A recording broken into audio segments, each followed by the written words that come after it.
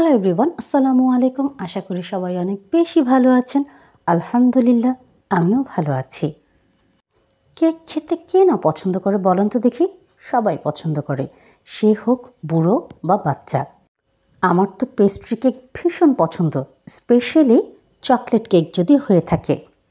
এই চকলেট কেকগুলো আমরা বাসায় খুব কম খরচে বানিয়ে নিতে পারি, তাও আবার যে কোনো পেস্ট্রি শপের চাইতে অনেক অনেক অনেক বেশি টেস্টি, এবং এর খরচও পড়ে ভীষণ কম। আর একটি কথা তো আমরা সবাই জানি, কেক ছাড়া আমাদের যে কোনো অকেশন থাকে ইনকমপ্লিট।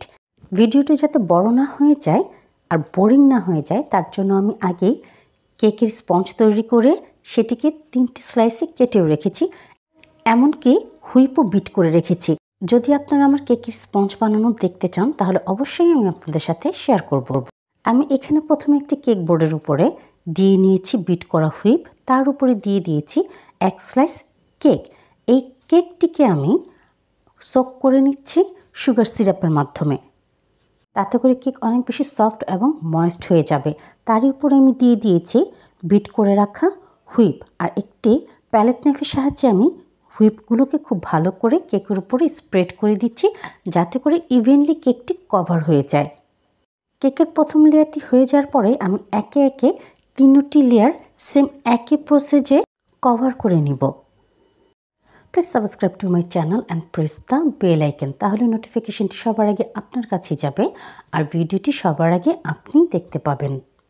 আপনাদের মাঝে অনেকেই আছেন যারা ভিডিও দেখেন কিন্তু না আমার চ্যানেলটিকে সাবস্ক্রাইব করছেন, আর নাই আমার ফেসবুক পেজটিকে আপনারা ফলো করে দিচ্ছেন।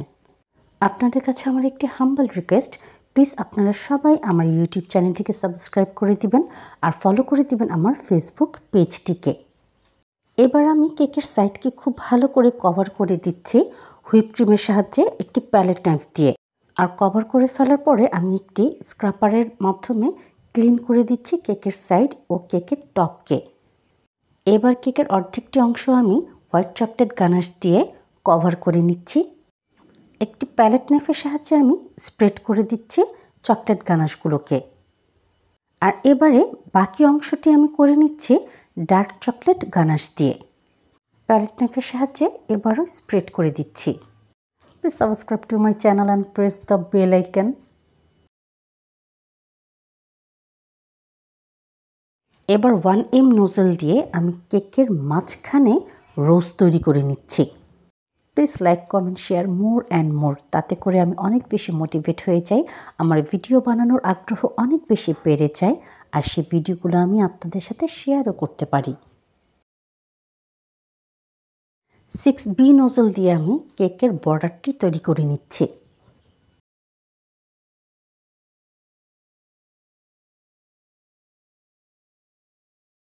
বরাবরের মতো এবারও আমি এখানে ইউজ করছি চেরি টপার হিসেবে, কারণ চেরি আমার ভীষণ পছন্দ। আমার কাছে চকলেট কেক চেরি ছাড়া ইনকমপ্লিট মনে হয়। এবার দেখুন আমি কি সুন্দর হার্ট শেপের টপার ইউজ করছি আমার কেকটিকে ডেকোরেট করার জন্য। আপনারা অবশ্যই কমেন্টে জানাবেন আপনাদের কার কার এই হার্ট শেপের টপারটি পছন্দ। আমি কিন্তু এখানে 2টি ফ্লেভারের চকলেট টপার ইউজ করেছি, একটি হচ্ছে ডার্ক চকলেটের, আরেকটি হচ্ছে হোয়াইট চকলেটের। ডার্ক চকলেট, হোয়াইট চকলেট এবং মিল্ক চকলেট, এই 3টি চকলেটের মধ্যে আপনাদের কার কোন চকলেটটি বেশি পছন্দ তা অবশ্যই আমাকে কমেন্টের মাধ্যমে জানাবেন। আমার কেকের ফ্রস্টিং কিন্তু পুরোপুরিভাবে হয়ে গেছে, দেখুন আপনারা কি সুন্দর লাগছে এই ডেকোরেশনটি। আলহামদুলিল্লাহ, কেউই বলতে পারবে না এটি প্রফেশনাল লুক আসেনি। আলহামদুলিল্লাহ, ভীষণ টেস্টি এই চকলেট কেক, যে কোনো পেস্ট্রি শপের চাইতেও ভালো, আমি এটি বলতে পারি গ্যারান্টির সাথে। যদি আপনাদের আমার এই ভিডিওটি ভালো লেগে থাকে তাহলে অবশ্যই সাবস্ক্রাইব করে দিবেন, আমার ইউটিউব চ্যানেলটিকে ফলো করে দিবেন, আমার ফেসবুক পেজ ও ইনস্টাগ্রাম আইডি তিন্নাস কিচেনকে। সাথে থাকার জন্য ও পুরো ভিডিওটি দেখার জন্য সবাইকে আন্তরিকভাবে ধন্যবাদ। ইনশাল্লাহ দেখা হবে পরের কোনো নতুন ভিডিওর সাথে। ততক্ষণ অবশ্যই তিন্নাস কিচেনের সাথে থাকুন, পাশে থাকুন, সাপোর্ট করুন। আপনাদের সাপোর্ট আমার ভীষণ প্রয়োজন।